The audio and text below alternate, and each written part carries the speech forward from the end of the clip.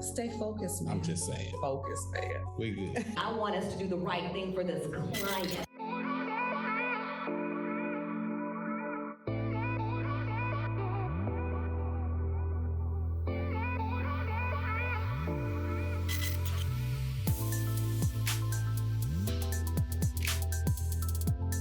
Welcome back to the RealT podcast. My name is Kenny Donnell. This is my wife, Tanika Donnell. Hey, y'all. We're so glad that you are joining us today, and we ask that you will, if you're not following us, please subscribe. Hit that notification button up there so you will be notified of all the great things we have going on. But today we have the Honorable Judge Kim Cooks. How you doing? I'm well. Thank you for having me. Absolutely. Thank you for joining us today. We're very excited to have you. We appreciate you taking out time out of your busy schedule. And just take a moment and tell a little bit about yourself to the viewers. Okay, now how far back you want me to go? You know I where can I wanna go. Talking. Oh boy, we got to do it today. However far you want to go, we're going to ride with that. How'd you get started? How did I get started? Yeah. Okay, that's a whole long story. So initially, growing up, I always wanted to go to school to be a doctor. And I actually did go to undergrad. I have a biology degree. I was pre-med. Okay. And my senior year, I decided then that I was going to law school because I worked at Presbyterian Hospital, and I just didn't like the way the doctors treated people. The service to me was not customer service, and that's not what I wanted to do. So I decided to go to law school, and I thought I would go to sue the doctors, but that didn't happen. But I did end up going to law school instead. And what did your parents say in your senior year when you switched it up like that? Oh, they didn't care because, I'm originally from Colorado, and they didn't want me to come out here to go to school. So they was like, you go to school in Texas, we're not paying for you to go to school. So and they meant anyway. Right. So they didn't care. Okay. So you graduate, you get the law degree. Where do you go? Because that's so many avenues with law. Like, what vein do you go in? Okay, I'm in Houston. When I went to law school in Houston at Thurgood Marshall School of Law, and then I started out at a commercial litigation firm. I didn't do that. I only did that for maybe 3 months because I actually wanted to be in the courtroom. So then I went to the prosecutor's office for about 1.5 years, and then I was in private practice. I had my own law firm after that. How long did you have that? For 13 years. And specializing in criminal, like what were you specializing in? Criminal, juvenile, family. Is that all where your heart is, all 3 of those? Yes, helping people is where my heart is. It's tough starting a business, period, right? And so for 13 years, you had your own practice. And the only, I think, examples we typically get about how lawyers get business is from the TV shows or the commercials, right? But how was it, because I'm assuming that you may have never started a business before, right? Never started a business before. How was it getting into that field, opening up your own doors, and then getting clients, and then doing that for 13 years? Well, look, when you think about the areas, we're talking about family and criminal. So everybody's got a family issue, everybody's got a problem. So then when you network, because I believe in networking heavily, you meet people and you just tell them, I practice law, this is what I do. And then eventually business started coming in, and it got to the point where I didn't have to advertise anymore. So how was sort of dealing with individuals who had their life in your hands, like that part of their life? You know what I'm saying? It's easy for us to sit back and we think about all the challenges we have that we're going through just from a business perspective. But people are dealing with real life issues. People are dealing with family issues and struggles and challenges. And to pick somebody to represent them and to help them, you carry that burden. Well, what's most important for any attorney is honesty, and a lot of attorneys aren't honest. So I was very much so honest with my client. After they told me what the facts was, I'll tell them, we may not win this case because these are the reasons why. You can go hire somebody else. They can give you a dream, but I'm telling you that we probably won't win this case. All we can do is try to minimize it, try to negotiate, or try to do something else. So if you're honest with the people and it's their choice, I mean, how do you not go to sleep at night? Yeah. You were honest. Yeah. So how did you transition? You were in Houston at the time, correct? I was in Houston. How did you get to the Dallas area? Well, yeah, initially I went to undergrad here at UT Arlington, so I first came to the Dallas area. Okay. I came to the Texas area because my father is originally from the Austin area. After I got a divorce, I moved back to the Dallas area, so that's how I ended up back in Dallas. Okay. So coming here, 13 years in Houston with your own company, and then here, how did you transition here? What were you doing? Well, it wasn't 13 years completely in Houston. Oh, okay. In 2007, I moved here, Gotcha. back here. So I still had a practice in Houston and opening up another practice here in Dallas. So that's how I transitioned that. And then in 2013, I decided to run for judge. And so let's talk about that a little bit. Running for a judge. I mean, why that? Why that move at the time? Well, when I was in law school, I interned for a judge, and that was during, I don't know if you all remember the Andrea Yates case. It was the lady who drowned her 5 kids. Yes. I was with that judge during that trial. Really? And I was like, man, one day I think I can do this. I want to be a judge. Yeah, so that's how that occurred. That's a real life. I mean, like everybody knew about that case, and you were part of that, and that instilled in you, I want to be a judge. Right. Okay. So what are the steps for someone like that is saying, hey, I have a vision? How do you get to become a judge? You know what? I actually never thought about being a politician and never thought that running for office meant I was a politician. Yeah. Because I didn't know that people would be so ugly, so nasty, Yeah. and come up with lies and try to like defame your name and all those things. Yeah. So you've just got to have tough skin and just, focus on what your goal is. What makes you different? What makes you Judge Kim Cooks different? What makes me different is that I don't think I'm better than anybody else or that anyone else is better than me. So even though I have a lot of titles, I still go out in the community. It's no neighborhood I won't go into, because I want to learn about what are the issues that the people have. So then when I'm in court, I can solve those issues and understand the cultural differences. So I think that's what separates me from a lot of judges. I don't just campaign during election season. I'm out there all year long. Do you think the community as a whole, as you think about the challenges sometimes the community has with either the justice system or the community has with the police system, fully understands the system?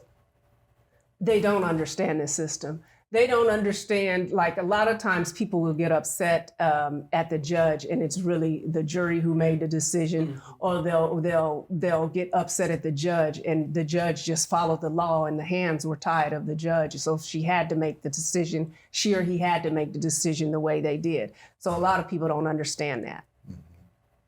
I can imagine that. Yeah. How do we, what are you doing? What's your platform? You're running for what again? Tell us I'm running for the Court of Appeals. The Court of Appeals sits here in Dallas, but it covers 6 counties. So it's Dallas, Collin, Hunt, Grayson, Kaufman, and Rockwall counties. And they handle the appeals of criminal as well as civil cases. And I'm running for place 11. The election is March 5th. So what does appellate judge do? So when do you have decisions from the lower courts, if you had a trial by jury or a trial by judge and you don't like that decision, you think there was some type of error, whether it's procedural or whether it was by the law, then you appeal to the Court of Appeals, and the appeals courts reviews the file to make sure that everything was followed. Got it. Yeah. That's a heavy responsibility, I gotta imagine, right? Do you see historically, and I don't know if this is even anything you can kind of look at or even think about, but historically, do you see a lot of those things being overturned? It depends on who's sitting there and who's reading it and who understands like the whole context of the whole file. Okay. Because you can actually sit on the Court of Appeals and make law. It's not just the legislators that make the law, it's also the Court of Appeals justices that make law. Huh. Now you know the next question. you know the next question. How? Like, expound on that. Because when it may be something that there's no law to, and then they write an opinion, and that opinion is the law at that time. Mm-hmm. So that's how it becomes. Okay. So that's a lot of weight and a lot of responsibility. Yeah. So besides being a judge, I mean, you're beautiful, you're phenomenal, you're brilliant. What else are you doing? I've heard fitness. I know you're a mother. What other components of Kim can we talk about? You know, I just feel like there's no limit to what any person can do. So yes, I do the whole bodybuilding thing, and then I have a real estate license. I have a personal trainer license. I do. I have a medical technology license. So mediator certificate, all of those things. But you know, I don't have time to focus on a lot of them. But how do you have time to do all that and raise a son too? How do you do this? How do you prioritize? Well, the real estate is on the back burner, although I just was appointed to the Professional Standards Committee. Okay. So we'll see what 2024 holds for that. Yeah. You know, you didn't answer the question. Yeah, she kind of. She just kept like, how you prioritizing that thing? We all want to know now. We're like, okay, so we know real estate is on the back burner, but active judge. Yes. We've been to the gym, so we've seen you in the gym, right? Mm-hmm. So working out consistently, and then having a kid, like that's a lot. That's a lot, and you don't have a little job. No, right? The job itself is a lot. Yeah, it's a lot. You know what? I'm in the gym early in the morning, though. Yeah. So before anything is even open, anything else is open, I'm in the gym. Mm-hmm. And that's like grounds me and gives me my sanity and just clears my mind. And it's time where I can just focus on me. Yeah. So. Yeah. Mm-hmm. So you have to do that in order to be able to complete all the tasks that you have to do in a day. Right. So what is a typical day for you like? Every day is different because I now sit throughout the 6 counties, so every day is different. I'm in Collin County sometimes, Kaufman County, Dallas, so it's different. Yeah. People, I say people, I speak for the people. I speak for the people. People will get their education usually from TV or social media nowadays, right? And as you're sitting and you're hearing these cases and your cases are before you, how do they not become internal? Like, are you able to separate these two worlds? Like departmental from your world, your reality, and then someone else's world. And now I have to be this judge regardless of how I feel about it. Or can you separate? No, I separate it. When I walk out of court, I don't think about it anymore because I've got so much other stuff going on. So, yeah. But is that easy? It's easy for me. And have you always been able to do it, or did you kind of just grow into that? No, I've pretty much always been able to do that. Yeah, that's a skill. It is a skill. What would you say to young people who are interested in law, who aspire to do what you're doing? What kind of nuggets can you give them of inspiration or things that they should be working on right now to get their trajectory going in the right direction? If you can get an internship, that would be great. I mean, try to get to know like a bunch of lawyers, judges, be in those type of circles. If you can't get an internship, volunteer, because you may think that that's what you want to do and it's not what you want to do once you get into it. I didn't even know there were a bunch of opportunities to internship. Yeah, a lot of the judges, especially in Dallas, they're friendly judges, so they don't mind.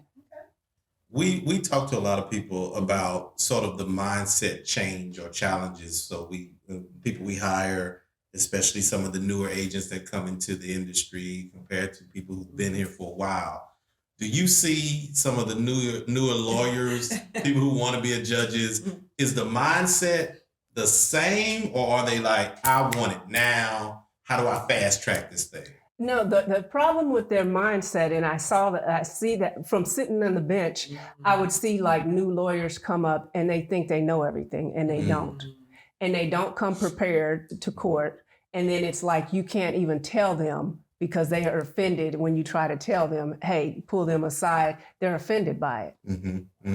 So that's the unfortunate thing of the new generation. And you know, even with COVID, they don't really want to go to work. They don't want to go to work. I guess that's why. Right. They want to Zoom. They don't want to go into an office. If you offer them a job that they have to go into an office, they don't want the job. So has that have to change how you hire people now? How's that impacted the courts? Well, there's a few people out there. You got to find those few rare people that still want it. You know, with so much in technology, there's some industries that I'm not sure how technology is going to impact it, right? But with so much going on with AI and ChatGPT and all these things, do you see any impact so far, or has there been any rumblings on how it might even impact the justice system? Well, you know, I have read articles where lawyers have gotten in trouble because they've used ChatGPT. And then, you know, I guess I have not used ChatGPT, but it's like there's errors in it. I think that's not good lawyering because you should be able to think on your own and write up things